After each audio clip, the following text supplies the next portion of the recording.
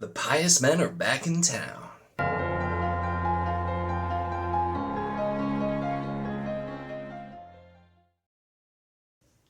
Hello and welcome to my channel. In this video, we'll be talking about Priest of Bones, first book in the War for the Rose Throne series by Peter McLean. And I had been meaning to read this for a while, and I've been meaning to get to this review for a while because I read this in like mid-April, and I was kind of backed up on reviews, but I'm finally getting to it. And wanted to talk about this because this was definitely an interesting one. So this is very much another one of the grimdark books I read. I realized afterward how many grimdark books I read in April, but I had a good time with them. And we have here Thomas Piety, who is, he was conscripted into the army and then at some point becomes an army priest. And then now the war is over, and him and the survivors from his band are going back to the city he came from, where he is then planning to resume running one of the gangs that run like the underworld and part of the city, and kind of a mafia style of family there, basically. But things haven't been kept up and running while he was gone, so he finds out there's going to be kind of an uphill battle, and then things get more complicated as he gets kind of pulled into some political schemes and other things going on as we try to see that here. So the focus here, like I said, we do get quite a lot of the kind of the mobster, the mafia type of thing, the crime family. That's very much what we're looking at here, and you get plenty of that. But I've been doing a lot of weird comparisons lately. My weird comparison for this one is this almost like makes me think of if the Black Company came home from war and had, were trying to start running a crime syndicate. Basically, it's kind of just the way it felt, because I think that's the really interesting thing here. This isn't just any other, mafia mob thing. This is all these people, they came back from war. So we have that as the backdrop. This extremely bloody war.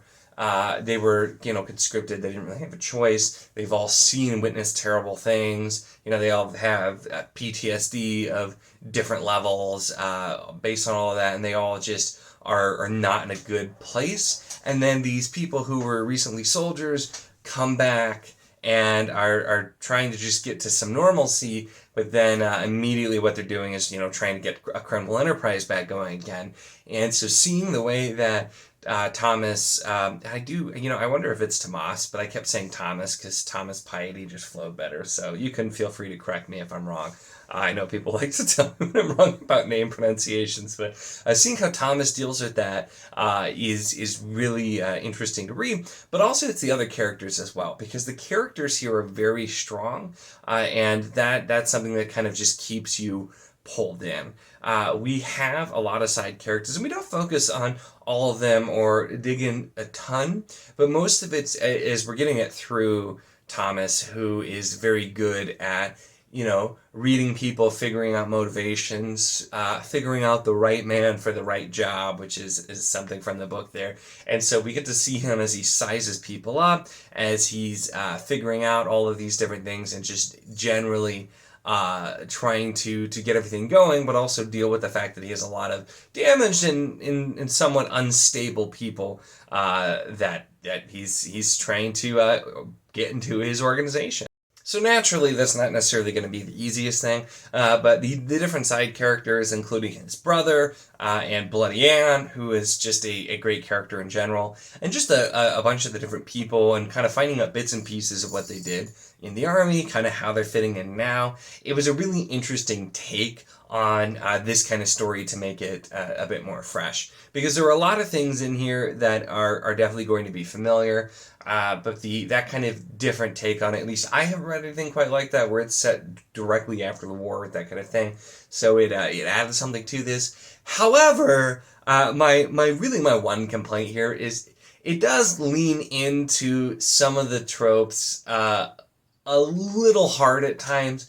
Specifically, there's one specific thing that's done toward the end of this book where I'm just like, come on. I felt it was a bit too on the nose, and I imagine that was generally the point. I feel like if you read the book, you'll know exactly what I'm talking about. But there was just one thing that was extremely on the nose that was done, and it did kind of make sense, but at the same time, I'm just like, really? Like, it was a little bit of an eye roll just because I'm like, that we're just going to go that hard. So I could have done without that. And it's not necessarily like a negative. Like I said, it's obviously with the motif and with the kind of this type of book, you're going to get some of those things. And so I don't think the author was trying to avoid them. That one was just a little bit there with it. But the kind of this is the kind of book too where we are setting up a big picture. We're finding a bit about the past as we move forward in the present, so we don't really have flashbacks, but we'll have characters that we kind of find out things about them, basically, or like Thomas will remember something and talk about it. And so we do get to see some flashes of things that happened in the past, and also see how his past ties to the present and ties to things that are going to be going on in the future. So we do have a bigger picture being set up, which I do think will be interesting to see where that goes, because it is like the with what this sets up, I'm not entirely sure where it's actually going, which I think is a good thing, because it's not, there's not like an obvious next step, so I'm really curious to continue this one and see where it is going to be going. But the story itself just kind of has that feel where it's a really well written character, like I said, very charismatic character. Having Thomas narrate here works extremely well. And just his internal monologue, as well as the way he looks at the world and the way we get to know the other characters through him, I think works really, really well. We're just kind of going through the day-to-day, seeing these situations, and even if it's a situation that, in our day-to-day lives would be something crazy, it's really not for Thomas Piety. It is more so an everyday type of thing.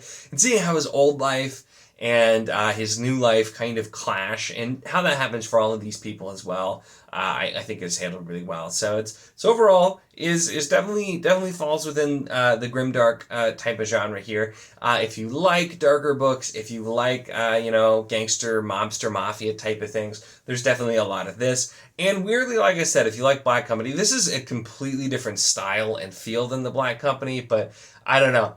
Somebody who's read both, let me know if you can see that, if that makes sense, or if that's just me, because I feel like some of the characters and just the way that they are reminded me of that a little bit. And I think that is probably me reading too much into it, but I thought that was interesting. But those kind of things I like. In general, a fast-paced, character-focused story as well is definitely what you're going to find in Priest of Bones. So if that's something that you enjoyed, definitely recommend checking this one out.